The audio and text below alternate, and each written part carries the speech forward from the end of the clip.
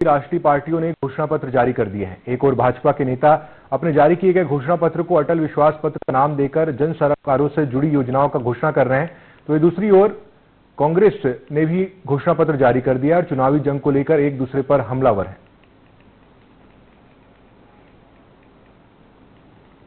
कांग्रेस को पूछना चाहती हूँ कि अभी तक कौन ठगता रहा है। अगर वो ठग नहीं रहे थे तो सत्ता से बाहर क्यों हुए, छुपते क्यों फिर रहे हैं, क्यों नहीं सामने आकर जनता की आवाज को मजबूती से उठा पा रहे हैं। कोई बात नहीं है, कांग्रेस पार्टी को जनता ने नकार दिया है। अब वो शब्द जाल भी जो फेंक रहे हैं वो भी बेहतरी से नहीं हो पा रहे हैं। और मेरा ऐसा मानना है कि नेतृत्व कर्ता जैसे होते हैं पार्टी वैसी ही चलती है।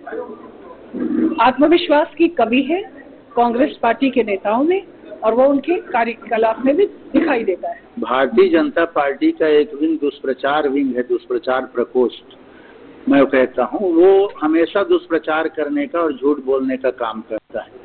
चाहे उनका शीर्ष नेतृत्व हो, केंद्रीय हो, चाहे राज्य हो, उनके कहे गए काम एक भी पूरे नहीं होते। बल्कि कांग्रेस पिछले 5 साल पहले जो चुनाव हुआ, जो घोषणा पत्र हम लोगों ने बनाया 5 साल के कार्यकाल में, 1.5-2 साल कोरोना काल आया, उसके बावजूद 3-3.5 साल में उन सभी को पूरा किया। बल्कि जो घोषणा पत्र में नहीं था उन चीजों को भी हम लोगों ने पूरा किया।